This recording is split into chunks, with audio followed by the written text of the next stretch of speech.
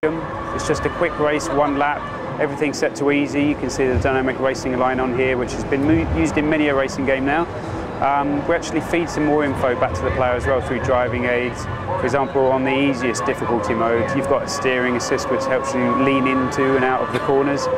There's a braking assist, so this is really set up for the youngest player really. You can pass this to your young brother or sister or any little kid and they should feel like a hero driving around. But then you can interact with the pause menu, turn all these things off. Some are automatically disabled when it comes to the harder difficulty levels, such as Legend.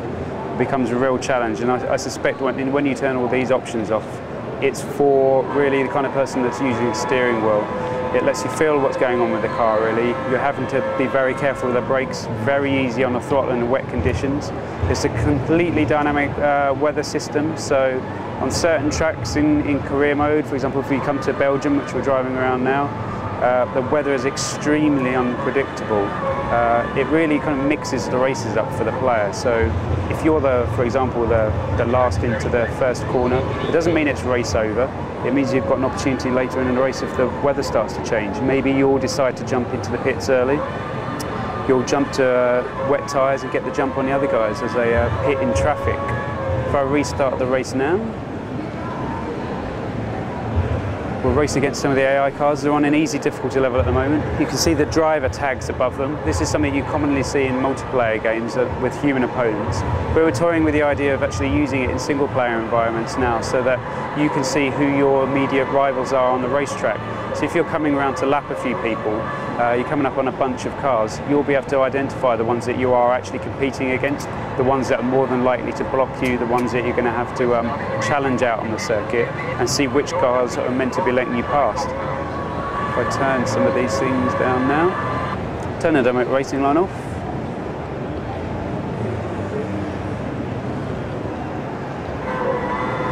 Okay, so I think commonly people have been saying that the game in its most beautiful state is after it's been raining. So this is the heaviest rain conditions, really challenging. As the track starts to dry out, the clouds change. You can see the sun come out. It tries to dry the circuit around. If I break down here, get this place over Fernando. It affects the performance of the car as well, right down to such detail as it changes the engine temperature as well. It changes your visibility naturally, as you can't see cars in front of you. They haven't got brake lights in Formula 1, they've just got safety lights, so they're just a blinking red light in front of you. Different camera views obviously. The hardcore normally like the cockpit view. I think that's been quite common for people using the steering wheel. You've got the different tyre compounds which interact with the wet weather track completely differently as well. Throw off about 80 litres of water, wet weather tyres, but you can drive around in the slicks. Maybe you're trying to get the jump on people, you think it's going to be a temporary downpour. It's a real challenge to try and predict what's going on with the weather. You've got a race engineer that feeds you critical information as well. So for example, if you think it might be starting to rain, he's got the actual radar back at on the pit wall. He can feed you live information in terms of, I think it's going to be a brief downpour, you shouldn't come in for tyres, but ultimately you're the driver, you're the one that's responsible for all these things, so you can overrule him, come in and change tyres as you see fit. All this is possible in multiplayer as well, so whilst it's been quite a challenge for the development team, they've succeeded in getting this running with 24 cars, any circuit. Dynamic weather system is also used in multiplayer games. It really mixes up the game so that in many a racing game they use A to B, point races, these kind of things. There are some restrictions with the license, but it means we're able to take our feed from what happens in real life. So many races have been turned on their head with a wet weather system that it was only right that we start to include that in our own take on Formula 1. Now we're going to switch into a replay mode now as I cross the line. Each of the teams have objectives, so they understand where they stand in the grand scheme of things. If you're driving for the likes of Ferrari, they'll expect you to be, qualifying on pole perhaps, certainly doing well at the home race in Monza. If you're driving for one of the new teams, such as Lotus, a brand that lots of people will recognise, they're not expecting you to go out and win races straight away. They're expecting, at the very most, to try and pick up an occasional point, maybe getting to the second round of qualifying. When you achieve those things with teams, they're ecstatic. You know, you've got a set number of objectives to achieve. It's not always about winning races, it's about achieving the objectives for the team. Over time, you're able to turn a small minnows team into a championship challenger, so you're more inclined to stay with the team and build them up over time. If you do particularly well in the season, the following year they've invested more money in research and development into the car, it will be in a new position on the grid for the following season. So you're more inclined to stay with them and build them up.